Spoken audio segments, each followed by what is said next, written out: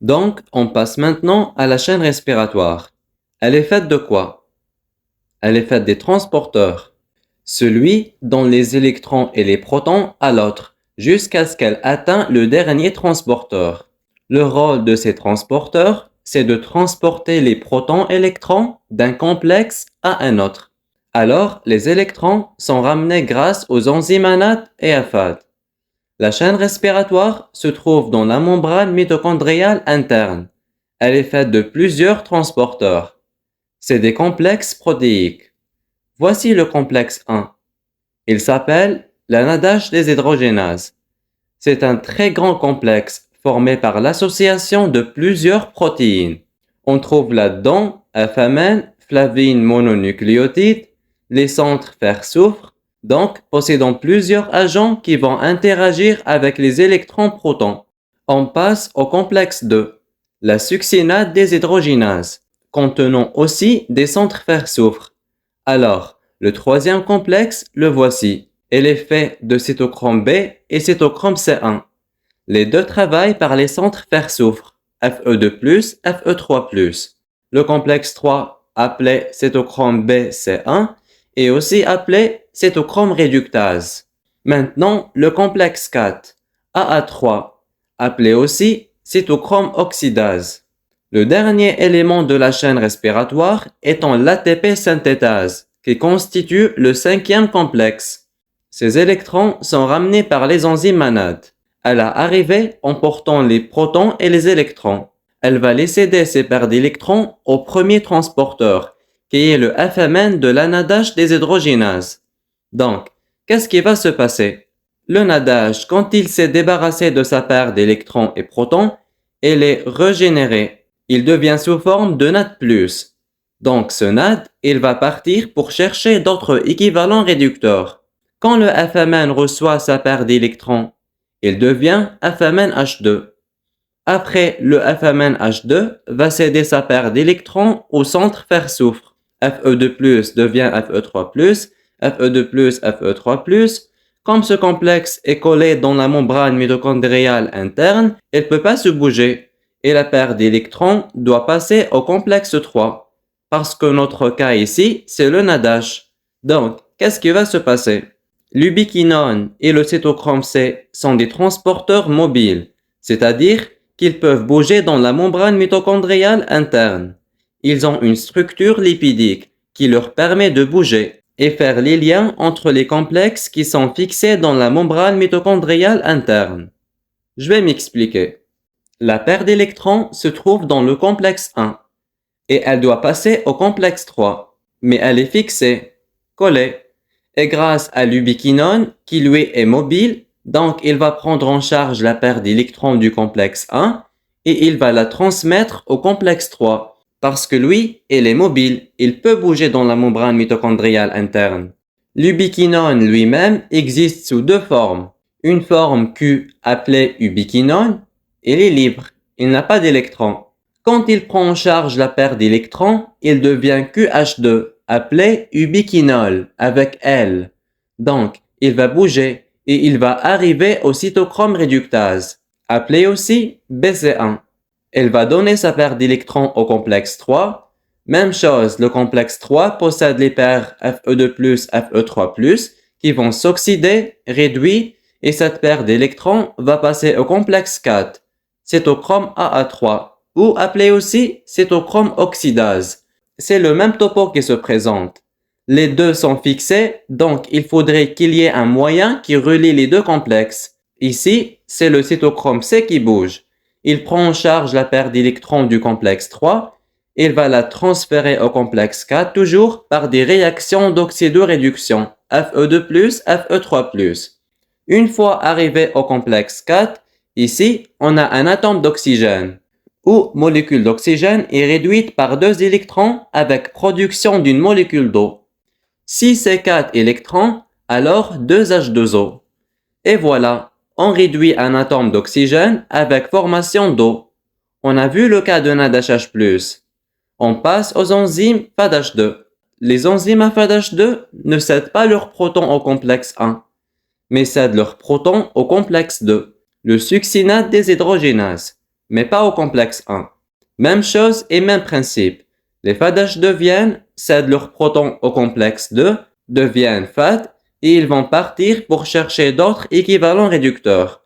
Même chose, centre fer-soufre, les électrons passent à l'ubiquinone qui devient ubiquinol.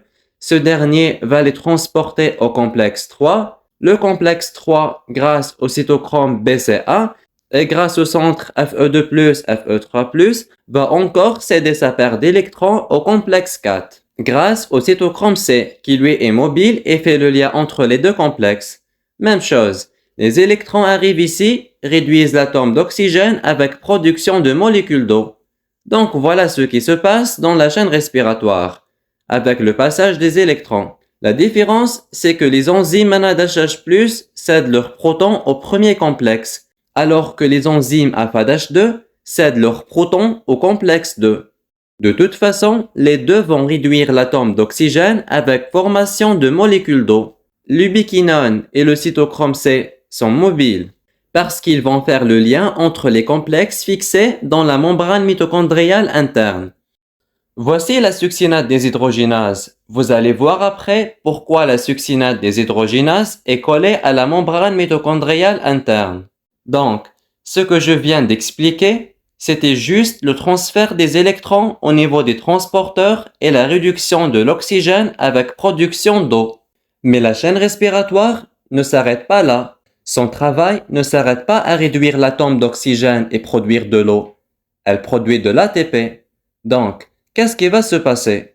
Au fur et à mesure que les électrons passent d'un transporteur à l'autre, les protons sont pompés de la matrice vers l'extérieur.